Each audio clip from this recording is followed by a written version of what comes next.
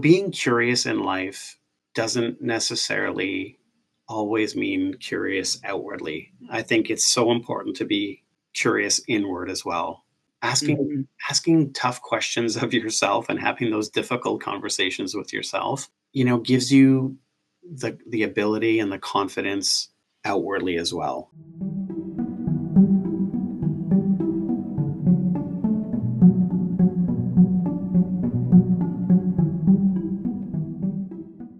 Hey, folks, welcome back to the Executive Exhale podcast. Today, I am excited to introduce you to David Martinek.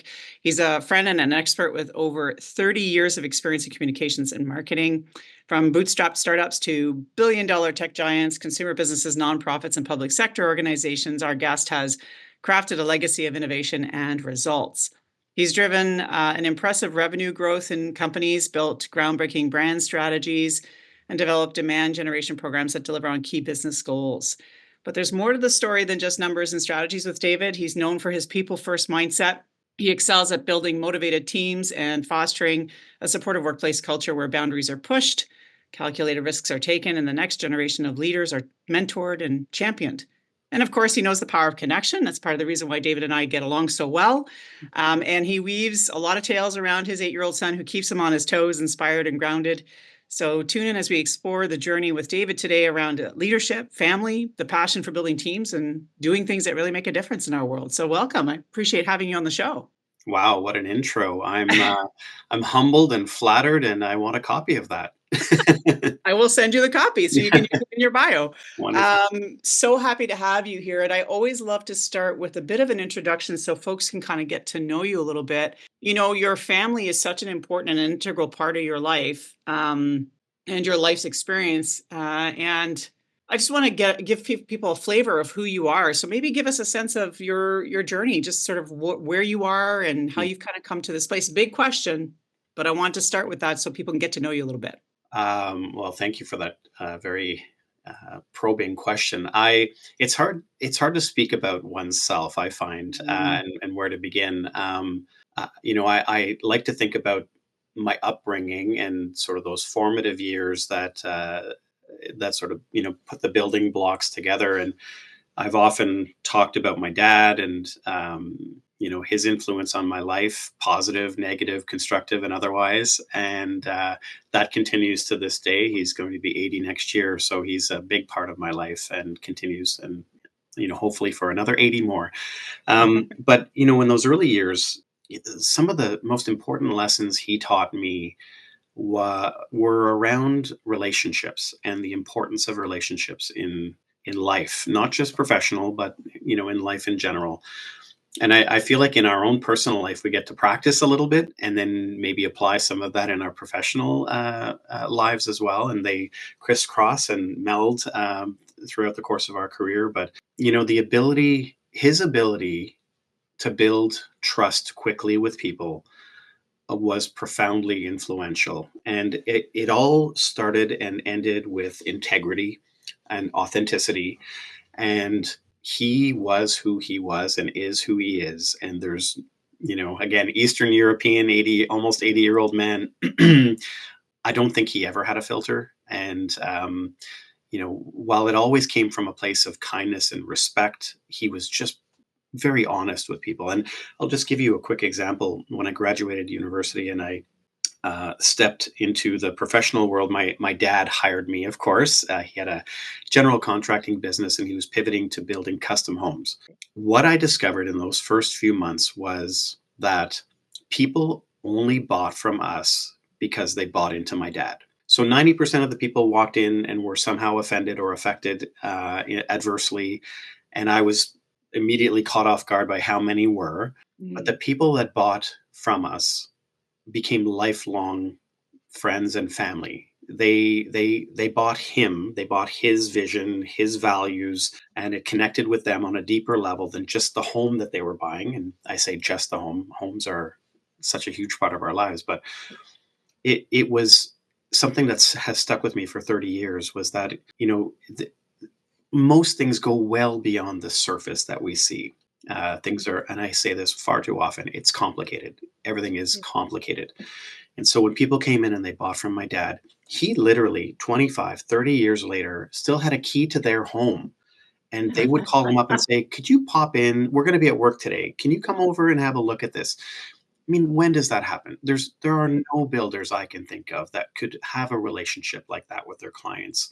He became their family, they became our family, and it was so incredibly important to learn that and see that and experience that with my dad. And I had to take a step back and say, it's okay that the other 90% walked away, even though it was business walking out the door. Yeah. We wanted these people, and they wanted us, and that's what was meant to happen and what we were meant to move forward with. So that really became such a huge part of how I saw business going forward, and how I sort of built that into my mindset as I kind of took my own journey through my career. And like most people, it isn't a straight line up. It's not a straight line horizontal. There are bumps and peaks and valleys. But I feel like those fundamental first few years with my dad were so formative and so insightful that, to this day, I'm grateful that I had those experiences. I love the notion of that, you kept the 10% or the family business kept the 10% in because of the relationships that were built and you were always sort of saying how you're okay with the 90% dropping off because this is something that I find that especially folks that are in the coaching business tend to struggle with is we tend to want to serve everybody and take up everything and then we end up not offering the kinds of relationships that you're suggesting here. So it sounds to me like your dad almost saw his clients almost as like de facto family members being brought in, essentially, sort of treating him as you Hmm. would treat a family member. Yeah, absolutely. Yeah. And then so you mentioned that this influenced how you ran businesses and how you've developed your own career. So maybe give us some tangible senses of how that influence then translated into your marketing communications world that you're in currently. So while I don't necessarily articulate this very often, I feel like all of my communications thinking and strategy comes from a place of empathy and awareness Mhm. and inclusion. I many years ago I wrote an article, sort of contradictory to what we get taught in school about this sort of business to business marketing mindset, and I have always resisted it on some level until I could finally articulate what it was that I was resisting. And I said it's not B2B, it's P2P. It's always and only ever going to be people to people. It can maybe get cloaked in some kind of business language, but at the end of the day, we're trying to connect with someone on the other side, a person on the other side. They have needs and wants and challenges and opportunities, and we have to tap into that. And Yeah. so it's coming from that place of empathy and understanding and a willingness to learn and listen first that I feel has sort of been embedded through and threaded through all of my all of my whole career, and trying to figure out what it's like to be the other person, on the other end of Mm-hmm. the phone or across in the screen. What is it they're feeling? What are their real challenges? Let's get to the root of those things. And it goes beyond just the marketing and the messaging and the strategy and all of that. It really it goes right down to wanting to care, genuinely care about the other Mm-hmm. person, whether they be a client or whether they're on your team, and just being, like you would in your own household, trying to be aware and present for your children and your spouse and your partner and your parents and everyone you care about, taking that through to your workplace environment, and understanding that people's lives are complex. Not everyone is going to have their A game every day, and it's not because they don't want to. It's because life is complicated. We talked just before we got online today, having William, bringing him to school and up at 6 a.m. I mean, his eyes prop open at six, really at 5:30. If I let him get out of bed and get going, he'd be on his way at 5:30 in the morning. Right. So by the time I've dropped him, done the morning stuff and got him out the door and safely to school, and we do our secret handshake that's not so secret, and then he's happy and on his way, and I get back to the office and my home office, and it feels like a full day. So I'm not alone in that. People are doing that and struggling through a lot of those things. And so when they come to the workplace as a leader, I think it's super important, critical, essential, whatever adjective you want to throw in there, to be empathetic to that and, be aware, when you've had a conversation or you see an email that maybe came across as a little bit terse or firm, don't take it that way. Don't take it personally. Right. Appreciate that what's going on the other side, where that came from, is complex, right? They're going through their thing, and so touching base, touching in, and making sure we're all back on the same page and being kind and compassionate and empathetic, I think, is super important as a leader, and whether it's in your own home or whether it's in your professional life. Yeah, and I think we sort of you had mentioned that sometimes leaders can kind of feel like emotional intelligence, which is what you're talking Hmm. about. It's about emotional intelligence, about being able to read the room, right? And understanding the complexities of that room. But when people, I say, and when leaders are highly performance oriented, and I've seen this in executive corporate environments, right, where they're very performance oriented, that sort of EI quotient sort of tends to be pushed aside a little bit in favor of trying to get the shit done, so to speak, right? Hmm. So then, like, how then do we then encourage leaders to be more empathic and to be more emotional when they are sort of in this like headset, right? And that's the challenge I've always struggled with. I'd be curious to see what your thoughts are around this. Like, how do you encourage your colleagues, your senior leadership that, hey guys, like, we need to kind of check the balance on this. This is not all about performance. Like, how do we have that conversation? Because it's a hard conversation to have with people. It is, and I think it's an ongoing challenge. I don't Yes. think there's one clear answer or series of answers that are going to get us from A to Z. I and again, I don't mean to sort of break this down into the way I solve typical projects or I project plan, but I do think it's important to have an idea of where you want to be in terms of your own personal leadership style and how you want to Right. be and the kind of team that you want. Quantify that, qualify that, and be able to articulate that and capture it. I think Mhm. writing and journaling is super important. I've done it, on and off throughout my life. And when I do it, it's like going to the gym. You see the benefits and then you kind of move out of it and you forget.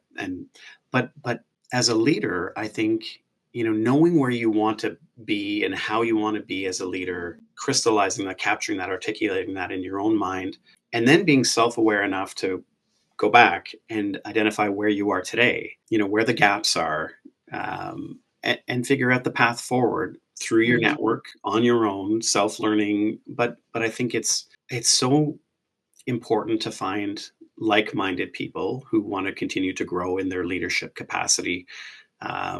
And there's a lot of us out there. We just might be a little more quiet. And I've always said having a mentor, and I've had many throughout my career, is so incredibly important. But we're often so afraid to reach out to that person that we admire and has been so great, and we see their leadership skills on a daily basis, and we think, oh, I'd really love to learn more about how they got there and how they workshopped this in their own professional life. Yeah.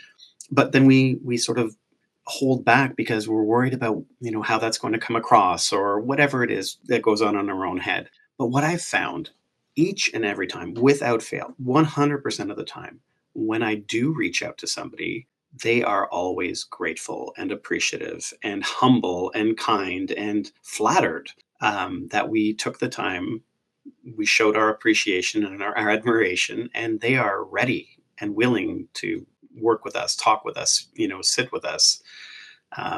So if people, and I struggle with it, I took longer than I probably could have to reach out to some people in my career, but boy, am I glad I did. Those connections stay with me to this point. A handful of people over the course of 30 years have really stood out, and they're still in my life 30 years later. And they want to be there, and I want them to be there, and we both benefit. Sometimes I benefit more. Sometimes they get something, and it's all about balance in the end. It's taking that long view, Mhm. and Mhm. and understanding that maybe today I'll have a few questions for them, but they might have a few for me in a month or a week or a year or whatever it is. So it all balances out and we all win in the end. But we just kind of have to get over ourselves a little bit, I think, sometimes. You know what? It's okay if someone says no, a mentor says, I'm not ready. And we just have to appreciate that they might not be there or ready or able for whatever reason. Their lives are complex and things are going on, but it's okay to hear no as well and continue to look and be okay with the no and but keep moving forward and find somebody that you can continue to learn and grow with. Yeah, that's really important, especially as it relates to the isolation factor, right? I know that in Mhm. corporate, as an exec, I definitely suffer this because you don't want to talk to your senior leadership or look weak or unable to do the Mhm. job. You also don't necessarily want to talk to your colleagues who may be competitive with you in terms of the next role, or you don't want to talk to your staff because you're supposed to be the strong leader. Yeah. And now, as a business owner, it's very isolating as well because, again, you don't want to fatigue your family and about worry around where the next dollar is coming from, but also it's isolating because you're running the show by yourself essentially until you have a team. Yeah. So then mentorship obviously is a big piece of that, reducing the isolation pie. What else would you recommend for folks if they're thinking like they're sitting in that space and they're going, wow, man, like this is so, I'm so alone in this. I don't know what to do next. I haven't a clue. I haven't the foggiest how I'm going to run this, solve this problem. Obviously, mentorship is a big one. But what other tactics could people take on to help themselves out? I think we're living in this incredible age of information Mm, where what whatever we might want to learn about is a couple of clicks away. There's the flip side. There's the misinformation and disinformation stuff, which we will not go down that path. But there's an awful lot of really great videos, free self training, self awareness development videos. I think the more we learn about ourselves, the more empowered we feel to maybe push through the discomfort of reaching out and connecting with people.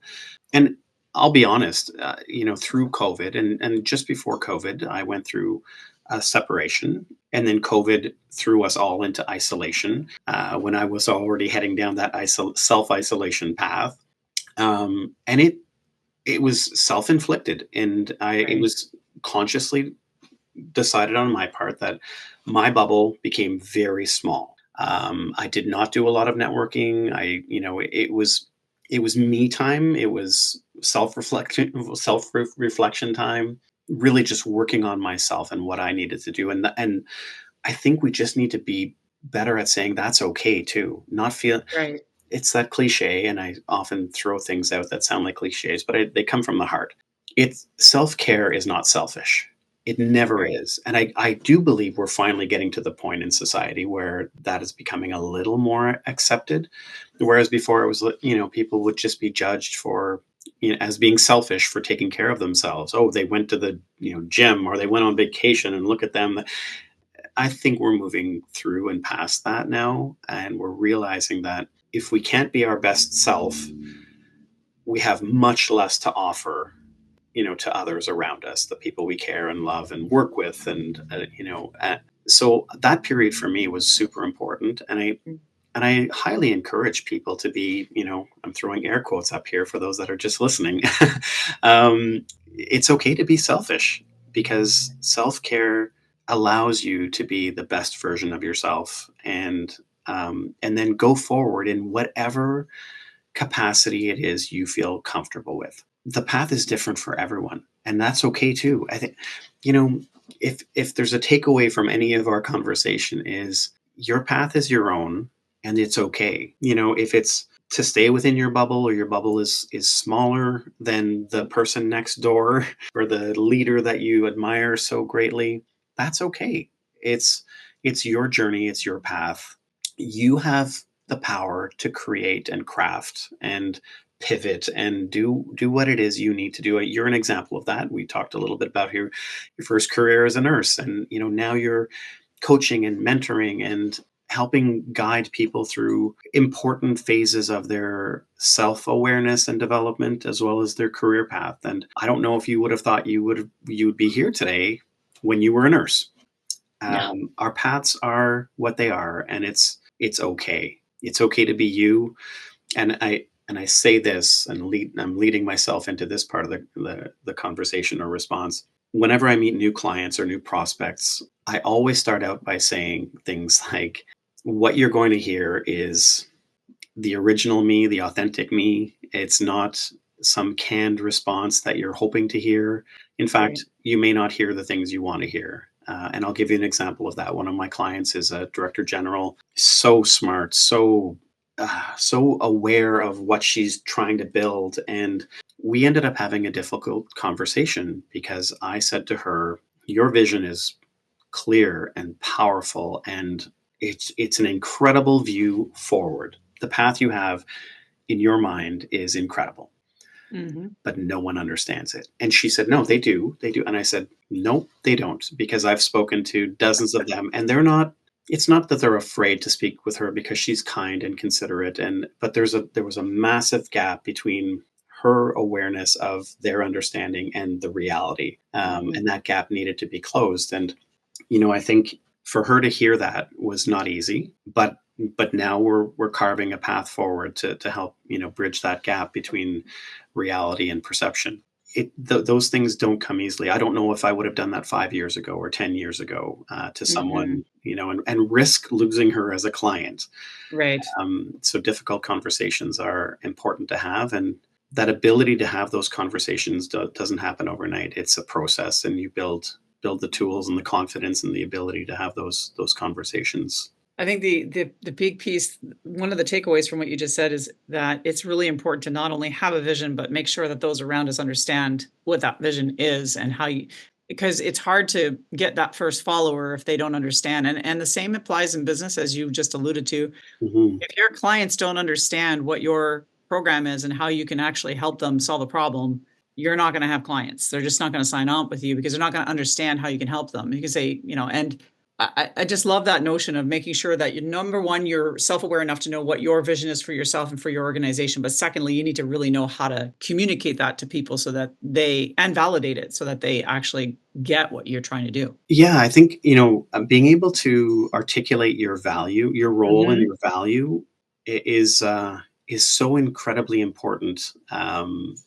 When you're sort of project managing and you're people managing, Right. and I think people appreciate knowing where they fit into things, like what's their role in all of this, because Right. her vision is broad and extensive, and they're a smaller piece in all of that, but they do want to appreciate how they're contributing, what that value is, and how it sort of fits into the bigger picture and the bigger strategy. I always use the analogy of dragon boat racing, and I've only done it a few times, but if you've ever seen it or if you've ever done it, it's eye opening, because you have 20 some people in a giant wooden boat, and it only takes one person to be out of sync to Yeah. throw that boat in the wrong direction. And 100%. it's the same thing with teams. She has a team of over 60 people, and it doesn't take much for the direction to get sort of deviated from where she hopes to have it going. So going in and being curious, genuinely curious, and again listening with both ears before trying to figure out what comes next, and asking a lot of questions. I think getting that baseline and understanding where we're starting from Mhm. as an individual or as a team is so important. I feel like I do it every day with myself, and I do it a little bit with my son, because he'll say, "Oh, I don't want to go to school today," and so we sit and we talk a little bit about that. And I'm trying to get sort of peel back the layers to get him to feel comfortable and confident and safe enough to tell me what's going on. And I think if we apply that to our own professional life as leaders, to talk to people, if we're aware enough and we notice someone is struggling or not performing the way they have consistently for a while, checking in and seeing if there's something you can help with. And maybe it's Fridays off or whatever it is. There's having flexibility and the awareness to be able to adjust and adapt and support each other, I think is so important. So, David, you're a big, big fan of leadership growth and development, specifically with young leaders coming up in the ranks, and that you stated that you love enabling more curious people. So maybe Mhm. you could define that for the audience a bit, or what that means, and how do you help those young leaders sort of start to really grow in their careers? Like, how do you mentor them? So I think for me, I think back to when I was early in my career, and I put myself in these young professional shoes, and I ask myself, what would I have benefited from hearing in those early days? And I am, and we've touched on this a couple of times, but being curious is incredibly important to one's awareness of their environment, and being able to ask questions and having the confidence to be able to to build their base of knowledge and maybe go beyond what they thought they were capable of doing. But I tell young people, and I work with them to, again, it's a process, and not everyone is willing to do this, but those that are, I encourage them to build their own networks amongst their peers. Find not just like-minded people, because that's reasonably easy to do, but challenge them to include people that are going to challenge them as well, to think differently and Yeah. hear different ideas and listen, listen, listen, listen, listen. And that's hard to do, especially when you're coming out of school and you're feeling like you can fly, that you've learned everything you're going to need to be productive in the workplace. And then all of a sudden, within 6 months, you're feeling humbled, and you're feeling lost, and you're feeling helpless. And I think if people have done a little bit of that investing in the early days, in the first sort of 6 months of their career, to find those people, their tribe, at work, Mhm. and begin building the important networks and relationships with more senior people as well, when they can, and finding those people that are willing to listen and teach them and encourage them to ask questions, and again, listen, listen, listen. It just, again, builds that foundation that's going to be essential for years and years and years ahead. I'll think back to those early days with my dad, and my dad is very different from me.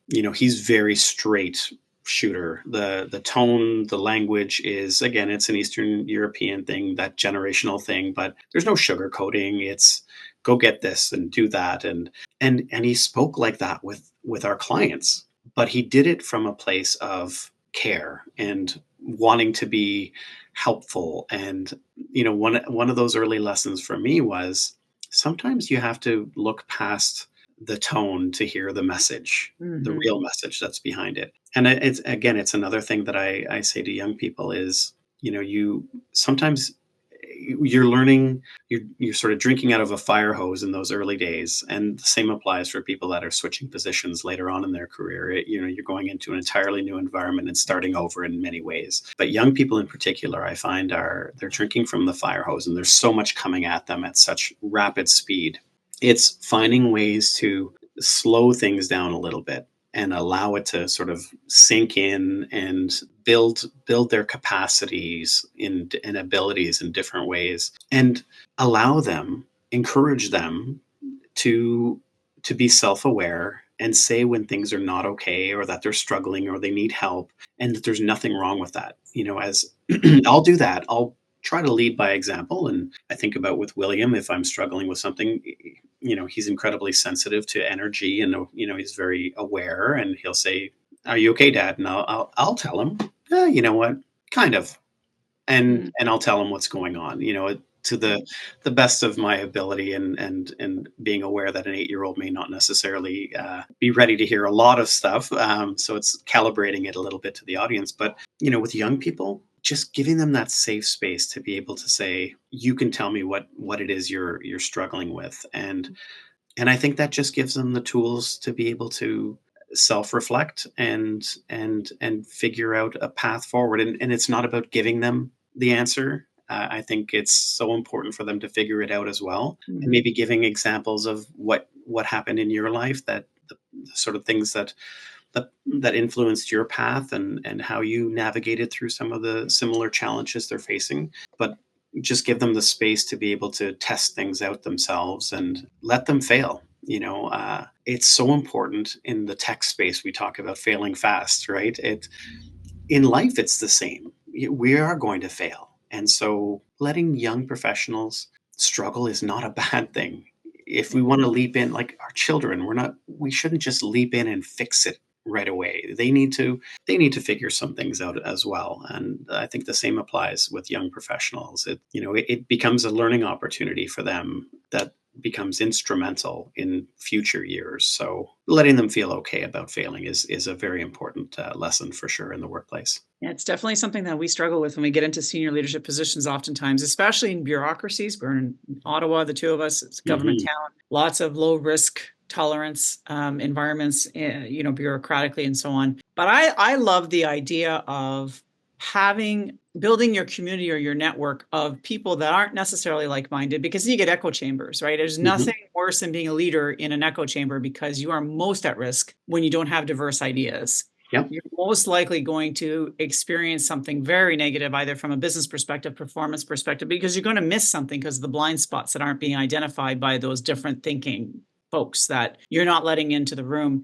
And one of the things I found with executive clients is they appreciate having someone, like you had mentioned earlier, sort of challenging somebody's thought processes. They appreciate that because the folks around them don't want to, because of the power dynamics. And so a Yep. lot of times they seek out those mentors and coaches for that exact reason. I need you to call me on my crap because no one else is willing to. Um, 100%. and Yep. that's how they grow and excel. That's an Yep.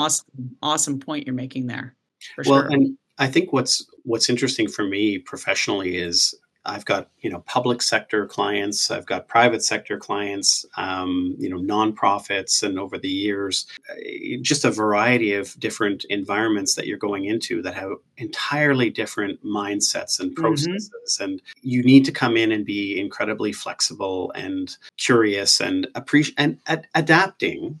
You can't just come in with your own strategy and steamroll it into a government environment, for example. It's just never going to work. But Mm-hmm. it's finding ways to incrementally add value and introduce a slightly different way of thinking, challenging the status quo. And I'll give a quick example of that, where I find in the government, they talk about communications planning a lot, but they don't talk a lot about strategy. And those are Right. entirely different things. And I challenge the leaders that I work with there to sort of elevate their thinking higher, to think big picture, longer term. How does this all fit in together? And you could have 10 different communication plans across your department, but they need to fit into a cohesive strategy, and Right. that needs to be clearly articulated. And it doesn't happen very often, but Mhm. occasionally you'll come across one of those leaders where they're like, that makes a lot of sense. And then you have they have an aha moment, and then it's an exciting sort of path forward with them. So, back to young people, I I try to get them to think a little bit like a leader in that sense, where I get them to take a step back and, try to put themselves in the other person's shoes. And again, think bigger. Like, well, how does this fit into the bigger picture? And ask those questions.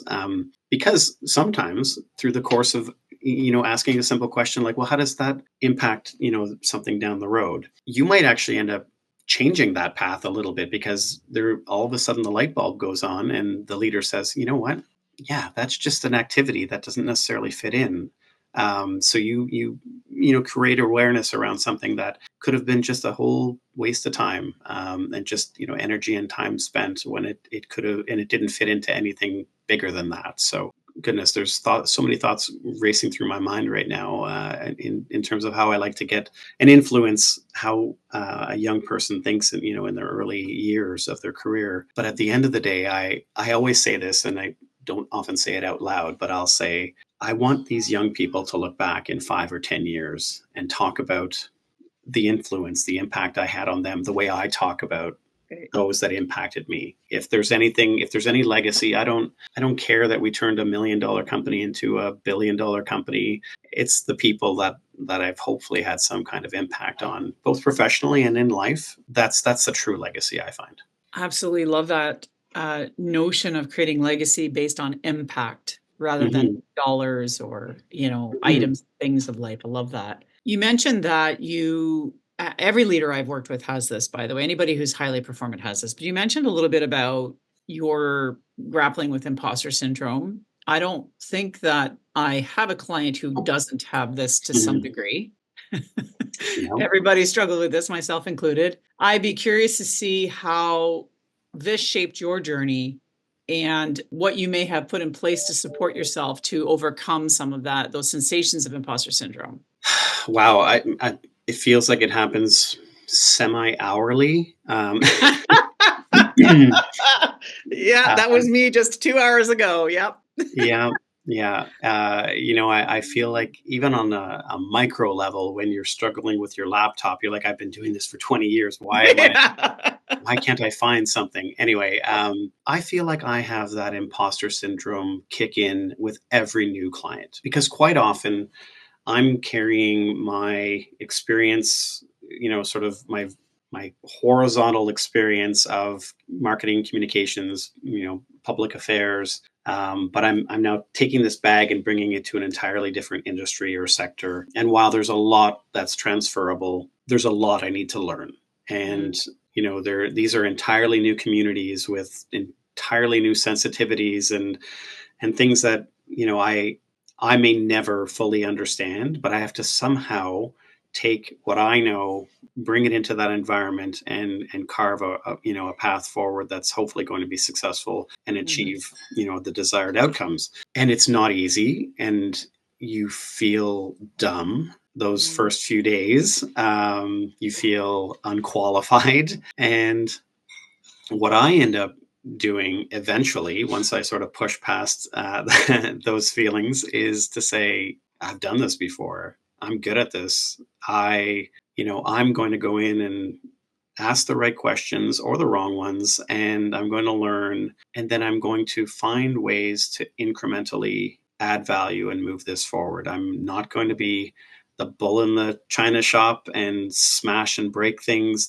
That's not what I'm here to do. I'm here to find the right people within the organization to answer the questions I need answered, and then work with them to build the path forward. And I've done that so many times, but we're all human, and I will go into the next client and feel dumb all over again. And what I've come to realize is that, and again, I think it has a lot to do with parenting, and I've played a lot of sports, and again, I feel those two things have brought so much into my life and have become so transferable from my personal life to my professional life. But I look at my son, and goodness, everything is new. There are a million questions every single day, and that's what I feel like when I go into a new client. I have a million dumb questions to ask, but it's being aware and humble enough and genuine enough to be able to go in and say that to the client. Like, listen, these early days are going to be a bit of a challenge, and I'm going to ask a lot of questions, but there's a reason for it. And Mm. it's a lot like my son. He asks a million questions, and he just wants to learn and be able to apply that at some point down the road. So it's reminding yourself that you're human. This is new. And it's okay. And just again, be curious and open and genuine and ask questions and find the people, find that community within your new environment where you can ask questions and be yourself and, Right. and feel safe. That's going to be incredibly important. One thing I read recently, and I feel it's relative to this, relevant to this conversation, is the number one reason why people leave a job is, and again, I don't know if this is factual or not, but it kind of makes sense, is they didn't make a friend in the workplace. That makes sense to me because I think once you start making, and again, friend is, air quotes around it, someone you can feel comfortable with and ask questions and, kind of let your guard down. I think, in a workplace, that's a friend to me. You feel like you can have a genuine and authentic conversation with that person. I feel if you have someone like that in your work environment, that changes things. That changes the dynamic a great deal in my mind. And again, bringing it back to school, my son has some challenges socially, and making friends is not easy. And I think that's part of the struggle why he doesn't like to go to school. And I encourage him to find his tribe, and it could be a tribe of one, could be someone in his class or someone that's younger or older, but finding that person he can be himself around and will make a huge difference. So the overlap between life and work Yeah, it's just keeps incredible. coming up. Yeah. Yeah, I find that with my clients, I often find that they tend to try to separate the 2, and it's like, "No, you're a whole person. Everything Hmm. you do at work influences your home life and vice versa, and if we don't figure out where your stress points are, be they at home or work, you're not gonna be able to holistically feel well or be able to move forward on your goals." Um, Absolutely. I mean, I could talk to you all day, but I do wanna sort of bring a little bit of your expertise in marketing here before we start to close out the show. I really am curious about how you help folks determine how to best flesh out their personal brand. Like someone who's coming out as a leader, maybe even they have a new business. Like what are some things, some key tactics you would recommend people look at if they wanna develop their own leadership brand or their own business brand, say? Well, there's a lot of overlap, and again, I think you nailed it when you said we're whole, right? It Mhm. those worlds collide and come together, multiple times a day, every day. Being curious in life doesn't necessarily always mean curious outwardly. I think it's so important to be curious inward as well. Asking Mhm. asking tough questions of yourself and having those difficult conversations with yourself, gives you the ability and the confidence outwardly as well, and Right. begins to craft your brand. And I think having some sense of who you are, and again, it evolves and people change, and that was one of the points I had written down, is so often you hear people don't change. I can't disagree more with that. Oh, man, I've changed my stripes at least a half dozen times in the last 52 years of my life. I'll do it a couple of times a day Yeah. sometimes, depending on who I'm talking to, but while still remaining true to Yep. who I am, and being genuine and authentic. But if you have a sense of who you would like to be and want to be, that's part of it. Right. But it needs to fit with who you are as well. So asking really tough questions about who you are, what you like, what you want out of life. And I'm not talking about the quantitative stuff.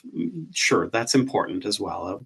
We Right. all want something that's, material, whether it's a nice house, a nice car, those vacations every year. I mean, those are all very important. And again, back to a point I made earlier, it's not selfish to want those things. It can become selfish, but that's that can cross over. But I think your brand is, once you feel comfortable and confident about who you are and you've asked all those tough questions, and journaling, again, back to, I hate to be a broken record, writing these things down. There are countless studies about vision boards and being able to articulate things and writing them down that compel you to move forward more so than just sitting there thinking. And there's nothing, it's valuable doing that as well, but if you start writing things down, that power, you're taking that power back to yourself, and you're starting to create the vision and the path forward as to who you are, where you want to go in life, and you're open to change because the path that the end point that you've decided today at the age of 25 or 35 or 45 may not be what it is in 55, 65. Yeah. Again, plans are meant to be adaptable and flexible, and but I think it's important to have a point that you can mark further ahead, and then work back from that. You're your greatest project, you're your most important project, and don't look at it as this overwhelming, oh my goodness, what am I going to do? If you do that, you will be overwhelmed and you'll drown underneath the pressures of trying to figure out the path forward. But I think it's incremental. These things are step by step. Well, okay, I want to be more self-aware. Okay, let's figure out how to do that. And there are ways to do that. It's active practice, mindfulness, and it doesn't happen overnight, and being okay with knowing that it's a muscle like anything else. You want a big bicep? Well, you've got to do curls and do not Yeah. just for one day. The Yeah. mind is the same. We just need to continue to practice these things, and these become the building blocks of the brand that we're trying to create as we go forward. Right. Your personal brand then, if I'm interpreting, is really about on really knowing who you are, who you wanna be, and how that shows up, right? And that's sort of Yeah, how your branding will come across essentially. yeah. I mean, your true self will inevitably emerge. I think that's the best thing that can happen. That is who you are. That is your brand. The words you use, the tone you present them in, and even the superficial things like how you shake someone's hand, the clothes you wear. I to a lesser degree, those are still important things. It's all part of this big picture of who you're presenting to the world. And I hope as we sort of go through these political shifts and all these things that are going on in our world today, as we talk on U.S. election day, Yeah. and having gone through COVID, together Mhm. or separate, there's so much good in this world, and there are so many empathetic people, and compassionate people, and that's what I hold dear to. And I hope that there are more and more leaders that understand that it's okay to care about the people around you in your workplace environment as it is to care about the people in your personal life. To be able to say, in some ways, you are their family, right? If you're a good leader, in my view, you care deeply about the people around you, and you want to help them be their best selves. Their best selves might be different than you envisioned, and again, that's okay too. Yeah, it's just about creating the right environment for those people to blossom in whatever capacity, in whatever way they can be. I'm a firm believer, and maybe I'm naive as well, but I am a firm believer, and I'm sensing energetically, if you want to call it that way, that there is a shift. There's definitely a shift. Hmm. And then we're seeing it, and there's actual tangible stats that are starting to show that the younger populations are actually more in alignment with their emotional intelligence, more willing to go to therapy, more willing to have those hard conversations. And I think it's a result, frankly, of the trauma they experienced from the Gen X and Boomer generations, which we're a part of, and Hmm. how we raised our kids and so on. So I actually think there's a shift. I'm starting to sense, even in the leadership world, more desired connection with heart, more desired connection with mindfulness, which, I did a whole why woo woo all of a sudden became sort of the new buzzword, and Hmm. why leaders throw that around. It's like mindfulness is not woo woo. Mindfulness is rooted in science. And so I think there is a shift. I'm starting to see it even in environments like the government setting, where the entire departments are hiring folks like me to come in and do mindfulness sessions and things. I think there's a recognition that connecting with our whole selves is a really big part of the leadership question and equation, and frankly, to make our world a better place. As we close out our show, looking back on everything you've experienced, everything you've learned, both family and otherwise, what would be, and this is a hard question again, because this could go in so many places, but Hmm. what's one piece of advice you would give someone who's either just starting on their journey or looking to shift their journey like I've shifted so many times? Ooh, that is a good a good question. I think it's so important to be open-minded. Mm, Opportunities come in so many different ways, shapes, and forms. You might not have thought of a certain industry or a certain role within the industry, but that could be such an incredible experience and take you down a different path that you never envisioned, or mhm. into a different industry in a different space that you never thought you would go to. So I think it's just, again, being back to being curious, being open to the possibilities. I think makes all the difference. I may not have answered your question entirely, but I do want to take the opportunity to mention that one of the things that William and I do, my son and I do, we've started doing morning exercises. So he gets up nice and early, and we do some physical exercises. Right. But at the end of the day, and I'm hoping to impart this on him and have him appreciate and understand why it's so important. But we do mindfulness exercises at the end of the day. Just again to encourage him to nurture both sides, the physical as well as the mental well-being. And I hope that creates a foundation for him for the future. I think that's incredibly important with young people, old people, middle-aged people, Yep. everyone in whatever stage they are in their career. It's super important to make sure that they're taking care of their whole selves, not just what people necessarily see walking down the street. We need to be very careful and mindful and thoughtful of the things that are going through our minds and how we're treating ourselves, so that we can again be the best version of ourselves going out the door. Absolutely, absolutely. So, final question, what's next for David in the horizon? What's next for you? Let's talk about something fun. I mean, not that this wasn't fun. Sorry, I'll dial that back. This is Yeah. great fun. I'm planning a cruise with my son. Hey. Our first ever in the early in the new year. So January 11th, we'll be going on a cruise together and sort of mapping that out and consciously saying to myself, "Don't overplan this." I'm, I'm a planner. I like projects. And so, Yeah, I've sort of mapped out a few things, but leaving a ton of flexibility in there so that we can just explore and do have whatever fun. do whatever it is we feel like doing. So I'm taking some of my own professional advice, and maybe that's one thing I would say is I often take the opportunity when invited to give advice and coach and mentor, but I have to get better at taking my own advice. And one of those life lessons is don't overplan. Allow things to come to you. Sometimes it's okay to have a plan, but also be open to the possibility that it's not going to go the way you envisioned, and that's perfectly fine. So, if anyone is interested in connecting with you, David, in some way, or is there a space that they can go to connect with you, a place that they can go? Yeah, I mean, LinkedIn, they can find me there. I can provide my LinkedIn page, but yeah, I'm absolutely welcome, or I'm welcoming anyone who wants to connect with me and expand our network and see, what possibilities lie ahead. Perfect. Thank you so much for being on the show today. I really appreciate your wisdom, what you brought to the table today. Thanks again for being here today. I appreciate you being here. And remember to stay mindful, stay inspired, and remember to exhale.